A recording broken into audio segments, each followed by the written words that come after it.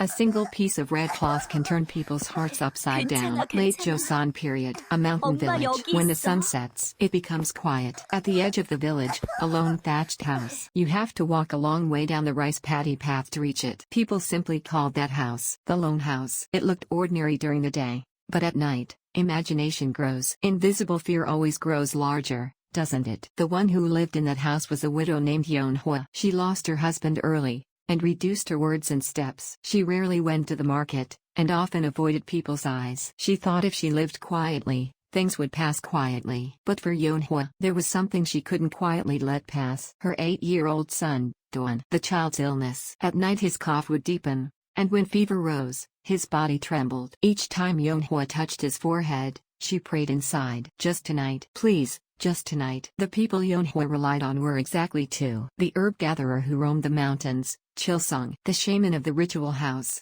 Wulmi. Chilsong spoke little, and his eyes were unusually clear. Wulmi spoke much, and when danger came, her laughter disappeared. Strangely, their words often merged into one sentence. What's scarier than illness is the human heart. That evening, the wind was strong. Yeonhwa placed her hand on Dawn's forehead. She couldn't take it off. It was hot. Too hot. Yeonhwa's heart split. The desire to save her child and the fear of the village. Help was needed, but rumors come first, you see. Yeonhwa finally sought out Wulmi. When Wulmi saw her face, she swallowed. Eyes with the playfulness gone. An expression that knows real danger. Wulmi said in a low voice, "It's a fever. If it spreads, it'll be terrible." Yeonhwa asked, trembling, "What should I do?" Wulmi was silent for a moment. That silence had calculation in it. A way to save both Yeonhwa and protect the village. Wulmi took out a piece of red cloth and said firmly, "Hang it in front of the door, to tell everyone not to enter. Even if you're cursed, you must block them tonight." Yeonhwa returned home with the red cloth in her arms. Just before sunset, Yeonhwa hesitated in front of the threshold. She knew that the moment she hung this cloth,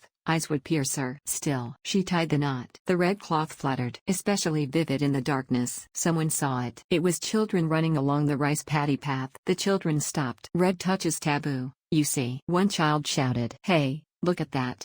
Red cloth." Another child whispered. Grandma said, "It's for summoning people." The children ran away in fear, but their mouths were faster. Fear decreases when shared, children believe. That night, rumors began to run. At first small and thin, but they thicken as night falls, and by dawn, they swallow people. The widow is summoning someone. It means she's taking in a man. No, it's a sign of spreading disaster. The murky well water is because of that house too. People spoke as if they knew everything inside her heart, without even looking inside the house. And the village chief heard those rumors. Village chief Mansok, a man who valued order above all. On the surface, he said, "Don't spread baseless rumors." But inside was different. The red color wouldn't leave his mind. People are like that, you see. Saying I don't believe it while half believing. That half moves people and causes accidents. The next morning, the well was in chaos. Why is the water so murky? It was clear until yesterday. People clicked their tongues. Someone laughed it off. It's because of the rain. That statement was really a way to comfort oneself. It's easier when nature is the cause, you see. But comfort doesn't last long. Around noon, a cow went wild. It thrashed madly inside the pen, ramming its horns into wood,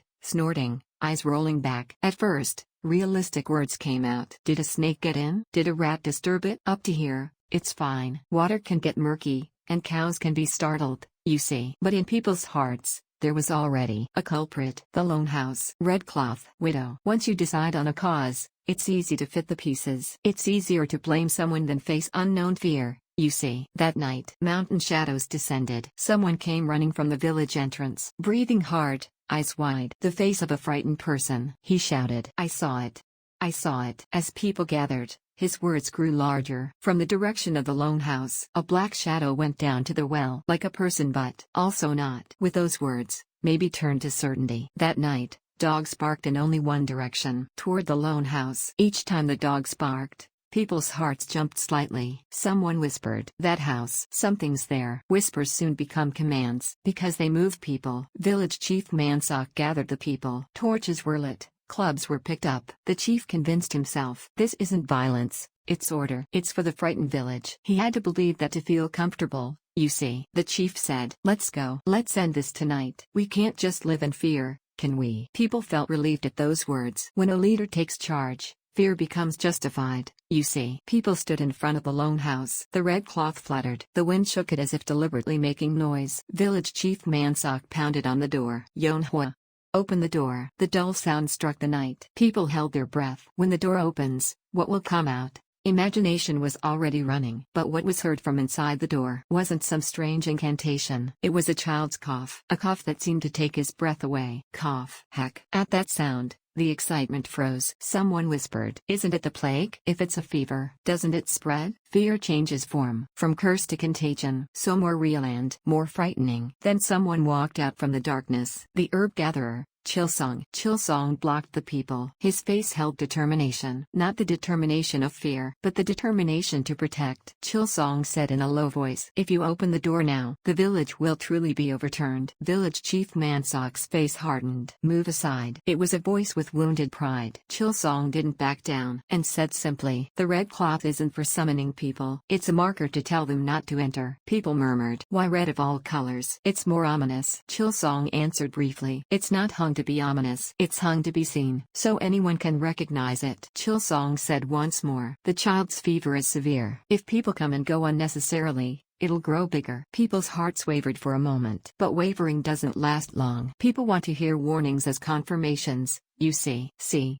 He says it's dangerous. So that house is the problem. Chilsong said to the chief, "I will open the door, but no one enters inside." Village Chief Mansock hesitated, between fear and pride. For a moment, his breath grew long. Finally the chief nodded, as if he had given permission. Chilsong opened the door. Creak. The door cried out. People inhaled. But what emerged wasn't a monster. Medicine smell. Sweat smell. The damp smell of poverty. Yonhua held her child close. Her eyes were sunken. Her hands trembled. Yonhua said, trembling, "Please leave. Please. The child is too hot." That voice wasn't ominous. It was just a mother. A mother who endured through the night. A few finally averted their eyes. But fear remains. Still. What if? That last what if shakes people. Chilsong wanted to cut off that what if. So he turns their gaze toward the real cause. Chilsong said calmly, "The red cloth is an old marker. When a serious illness is feared, when there's someone vulnerable, to prevent creating trouble by coming and going unnecessarily, it's hung at the door." People became somewhat dazed. Then the red cloth wasn't a curse but a boundary line. But another question arises. Then why is Dawn sick? People always want to find another someone. Chilsong silently picked up a water bowl. Well, water that Yonhua had drawn. When Chilsong smelled it,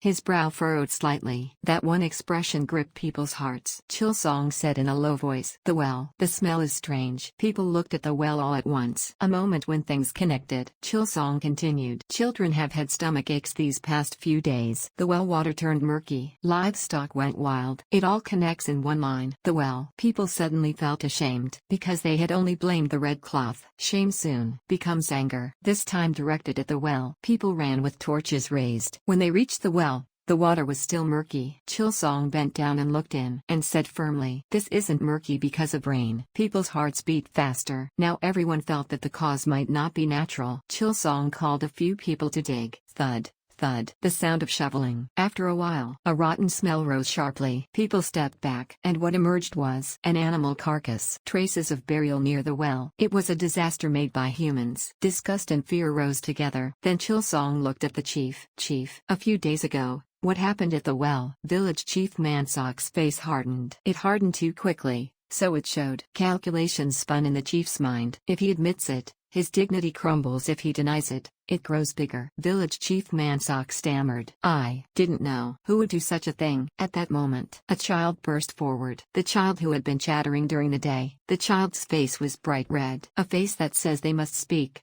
though scared. The child pointed at the well and said, "I saw, a few days ago, the chief's people burying something here." The village became quiet. Only the torches crackled. People recalled the mouths that had blamed Yonhua just moments before. Rumors were easy. Truth was difficult. When truth was revealed, the mouths that made rumors froze first. What overturned the village that night wasn't the red cloth. Hidden responsibility. Rumors made to cover that responsibility. Yonhua didn't try to harm anyone. Rather, she tried to prevent it. Greater contagion. Greater chaos. People recalled what they did in front of Yonhua's house. Hands that threw stones. Mouths that whispered. But Yonhua didn't accuse them. Yonhua only held her child. Chilsong handed over medicine. and Dawn's breathing gradually became steady. In Yonhwa's heart there must have been resentment too, but there was a greater feeling. The feeling that the child must live. The feeling that the night must end. Chilsong said quietly, "You saved the village. People just don't know it." Yonhwa shook her head and said very softly, "I didn't save it. I just wanted to block it, telling people not to come unnecessarily, in case it grew bigger." Words that don't speak resentment first. Those words pierce people's hearts more deeply. The next morning, the well was sealed. The village began searching for a new water source. Passing in front of Yonhwa's house, people now bowed their heads. But Yonhwa must have known that people could blame someone again. So Yonhwa didn't hang the red cloth again. Instead,